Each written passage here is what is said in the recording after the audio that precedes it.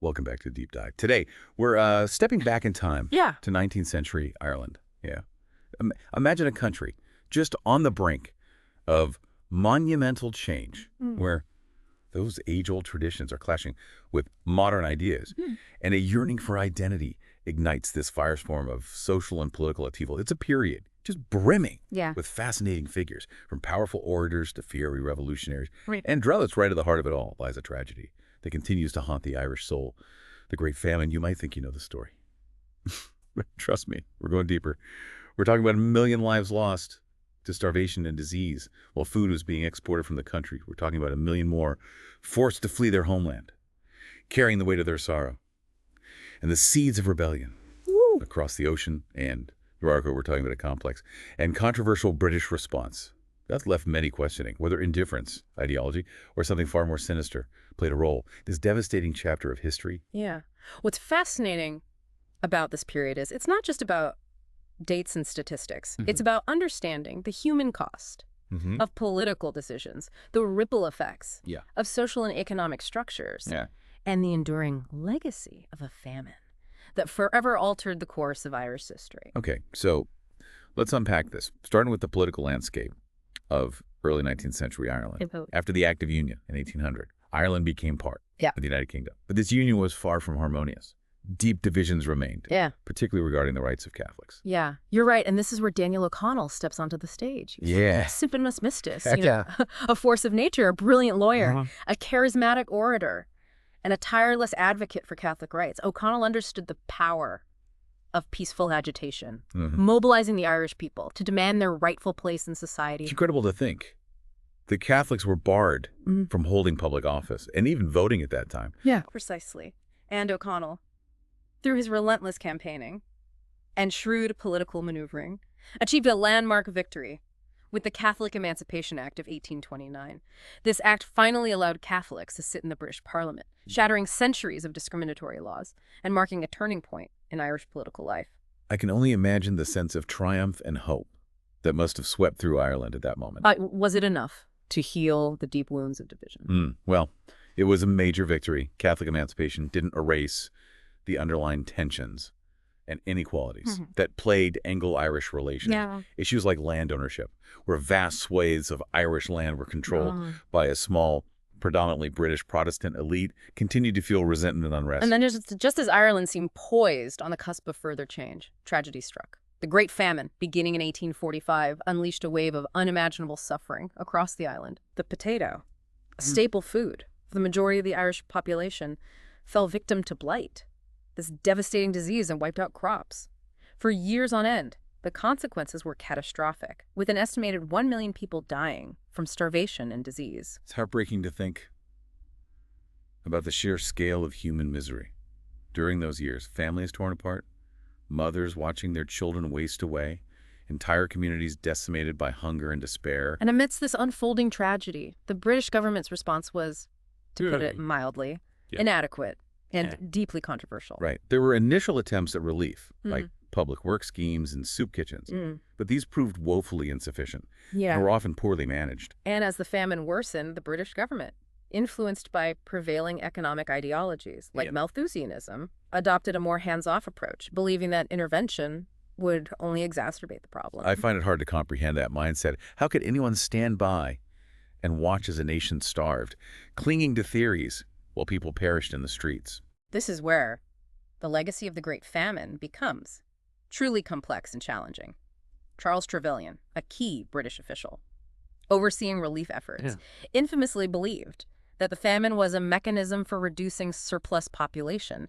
He saw it as a harsh but necessary corrective, a way to force the Irish to become more self-sufficient and less reliant on the potato. It's a chilling perspective, revealing a callous indifference to human suffering and a deep disconnect between the ruling class and the realities on the ground. And this callous indifference fueled the flames of Irish nationalism. The famine became a potent symbol of British neglect and oppression, solidifying anti-British sentiment and giving rise to more radical movements demanding complete independence. Like the Irish Republican Brotherhood, or Fenians, who emerged during this period. Exactly. The Fenians, driven by a fervent belief in an independent Irish republic, sought to sever ties with Britain entirely, paving the way for a more militant and confrontational approach to achieving their goals.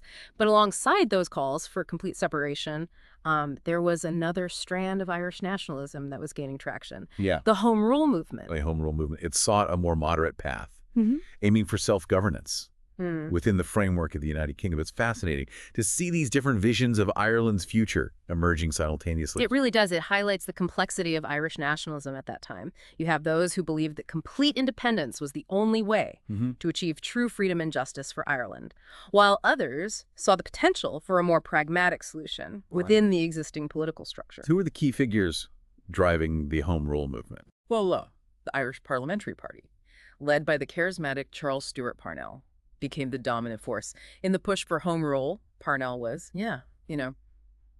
a brilliant strategist and a powerful orator, capable of rallying Irish people from all walks of life to his cause.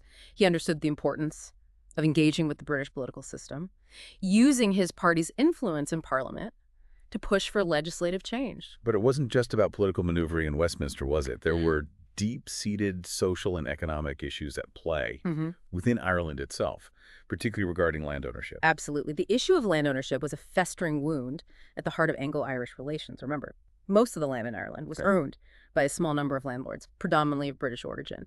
This created a system of deep inequality and resentment, with Irish tenant farmers subject to exorbitant rents and evictions at the whim of their landlords. So we have this parallel movement emerging alongside the push for Home Rule, the land war. Precisely.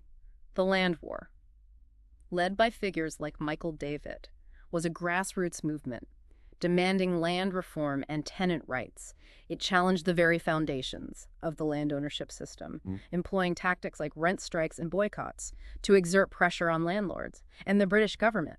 It's interesting how the word boycott itself originates from this period in Irish history, stemming from the ostracizing of Captain Boycott, a land agent who became a target of the Land League's campaign. It's a testament to the impact and effectiveness of the land war, that it introduced a new term into the global lexicon. The movement forced the British government to confront the deep inequalities within Irish society, eventually leading to some land reforms, though many would argue these reforms fell short of addressing the core grievances. So you had these interconnected movements, the push for Home Rule, the fight for land reform, and the more radical calls for complete independence, all shaping the political landscape of late 19th century Ireland. It's a fascinating and turbulent period. And why, as we move into the 20th century, these tensions only intensify. John Redmond, succeeding Parnell as leader of the Irish Parliamentary Party, continued the push for Home Rule. And this is where British politics throws a major curveball, right? The Liberal Party's landslide victory in 1906, which initially seemed like it might hinder Home Rule, actually created an unexpected opportunity. You're exactly right. The Liberals found themselves clashing with the House of Lords over their ambitious social welfare programs, leading to a series of political crises and 2 general elections in quick succession. The result, a hung parliament, where the Irish Parliamentary Party, led by Redmond, held the balance of power. So suddenly, Home Rule was back on the agenda, with the Liberals needing Redmond's support to stay in power. Precisely. This political maneuvering culminated in the introduction of the Third Home Rule Bill in 1912, a momentous piece of legislation that finally seemed to pave the way for limited self-governance in Ireland. But this victory came at a cost. Because it ignited fierce opposition from Ulster Unionists, primarily Protestants in the northeast of Ireland, who vehemently opposed Home Rule. Their fears were deeply rooted in historical and religious anxieties. They saw Home Rule as a threat to their identity, their way of life, and their economic interests. They feared being marginalized under a Catholic majority government in Dublin. So while Irish nationalists were celebrating a potential breakthrough, a storm was brewing in Ulster, with the formation of the Ulster Volunteer Force, a paramilitary group, prepared to resist Home Rule by force. The situation was incredibly volatile. Britain, already grappling with internal political turmoil and the growing threat of war in Europe, now faced the very real specter of civil war in Ireland. It's almost as if history had set the stage for a dramatic showdown. The question is, what happens next? Well, it feels like we're at this crossroads, with Ireland on the brink of civil war. So what happened next? Did the Home Rule Bill ever actually come into effect? Well, the situation took an unexpected turn with the outbreak of World War I in 1914. Suddenly, the Irish question, as it was called, was pushed aside as Britain and Europe plunged into this global conflict. So did the war just delay the inevitable confrontation over home rule? Or did it, like, fundamentally change the dynamics at play? It did both. On the one hand, the war postponed the implementation of Home Rule, much to the frustration of Irish nationalists. Redmond and many within the Irish Parliamentary Party encouraged Irishmen to enlist in the British Army, believing that, their loyalty and sacrifice would strengthen their case for Home Rule once the war ended. It was a gamble, wasn't it? Betting on British goodwill and a sense of obligation after the war. Yeah, it was a calculated risk, but one that ultimately backfired. While many Irishmen did indeed fight bravely for the British Empire, the war also created space for more radical factions within the nationalist movement to gain ground. And this is where the Easter Rising of 1916 comes in, right? An event that many see as a turning point in the fight for Irish independence. Exactly. The Easter Rising was a dramatic and ultimately tragic event that transformed the landscape of Irish nationalism. A group of Irish Republicans frustrated by the delays in implementing Home Rule and inspired by the ideals of complete independence staged an armed rebellion in Dublin during Easter week of 1916. They seized key buildings and proclaimed an Irish Republic and engaged in street battles with British forces. It must have been a chaotic and terrifying time in Dublin. It was a bold and audacious move, but one that was ultimately doomed to fail. The rebels were outnumbered and outgunned, and the Rising was crushed within a week.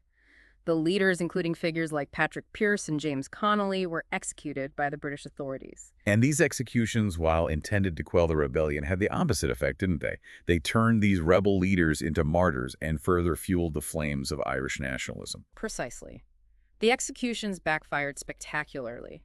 Public opinion, initially ambivalent towards the Rising, shifted dramatically in favor of the rebels.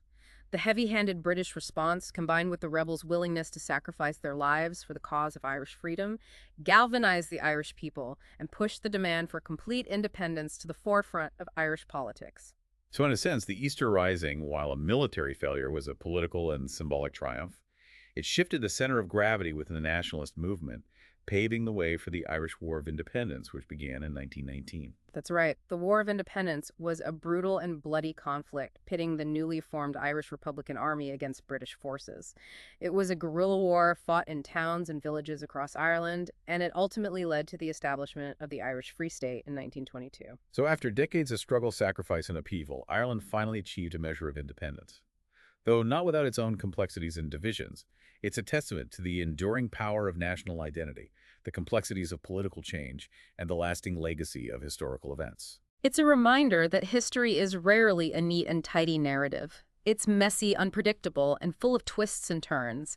And it's a story that continues to resonate today as we grapple with issues of identity, self-determination, and the legacy of colonialism. Well, listeners, we've journeyed through a century of Irish history, from the fight for Catholic emancipation to the devastation of the Great Famine and the tumultuous rise of Irish nationalism.